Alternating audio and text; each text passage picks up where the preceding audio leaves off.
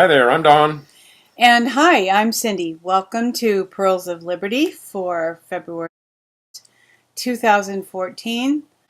From Ben Swan, Nancy Pelosi and fellow Democrat calling for a change in the Constitution. Now, I always get a little nervous when I hear about, change in the Constitution, and even Karen Hudis, who I really like and for the most part trust, when she talks about having a constitutional convention, I get nervous because, I'm afraid that there's potential for us to lose what we have, the protections that we have.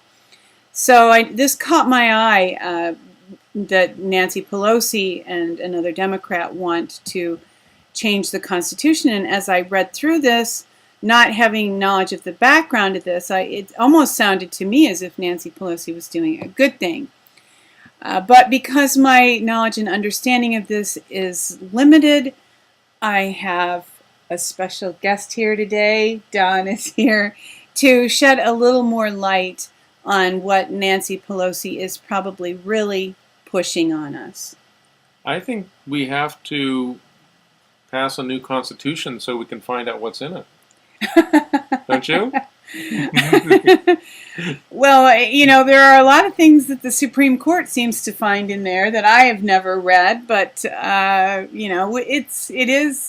document is available, and it's not many thousands of pages like Obamacare. You can buy pocket constitutions in most good freedom fighter stores, so there you go. Yeah, but what's really going on here is a blatant power grab. Well, maybe it's not so blatant because it's not all that easy to see through. Pelosi's making the argument that big business is controlling elections and they can buy whoever they want, so let's limit big corporations from funding politics. Take the money out of politics, a common left-wing slogan. So, sounds good on the surface, but and I'm not saying that there's not some merit to some kind of approach like that, but what you actually do when you put government in charge of deciding how campaigns are run is that you solidify your insider cabal control, because the foxes are put in charge of guarding the henhouse. They determine what is who has the right to campaign and what is fair and balanced, and it's not what you or I might think. So the only real you go back and you think about the environment that our founders were in when they set up the country.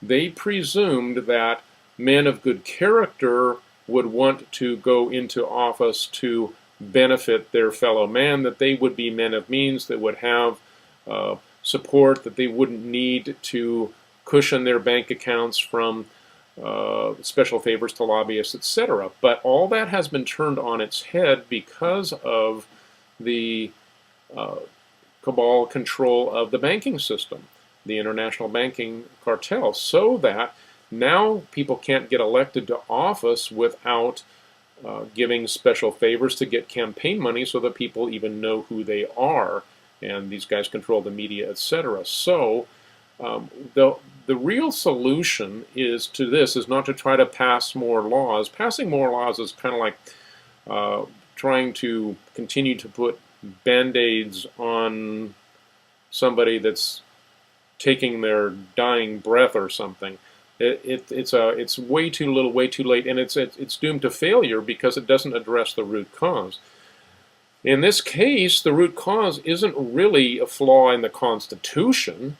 It's a flaw in the character of the people that allowed a banking system to take over the money system, which the people themselves are supposed to control via Congress. So we have to take back our monetary system, and we have to become, once again, a moral and religious people. The founders, there's many founders that are associated with this quote where they said that this form of government is good for a moral and religious people and won't do for any other.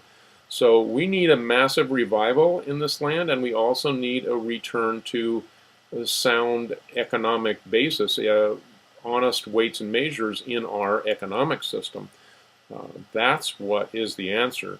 So when you become a surface analyst and only look at the symptoms, you end up looking at things like what Nancy Pelosi is talking about here, and they sound good, but all they do is give you the illusion that the rot is under control when it's not. And what she is hoping to counter and overturn is this decision, Citizens United versus Federal Elections Commission, which you said is really a First Amendment issue, and that if they would do something to counter this, it would impact upon First Amendment rights to give to whatever, to do what you want with your money, effectively. A lot of people on the left like to point to the Citizens United decision by the Supreme Court to say that corporations are buying free speech, or that free speech is for sale, but to corporations. Now, there is some truth to that, but putting government in charge of deciding what's free speech is even worse. So if you're telling somebody that they can't form an entity and take political action with that entity, well, you're just creating a police state. You're creating a state in which the state controls what you're allowed to do with your money. And people on the left often make a big distinction between individuals and corporations, but all corporations are entities that are created under the law by individuals. So ultimately, you're restricting your own rights. You're so mad at the abuse that you are binding your own self. And of course, the little guy's not going to see it that way, but that's what it is, and it always ends up being. Free speech is such that you've always got to give it to the guy you disagree with, and that really applies to big corporations too. You've got to get the truth out there, whether by whatever means, and allow people to make up their own minds. So thank God we have the internet now, because the corporations have gobbled up the media into, I think it's now 5 major corporations that control the vast bulk of the mainstream media. So you don't really have an opportunity for real reform unless you can reform the media, but that's well underway with the internet.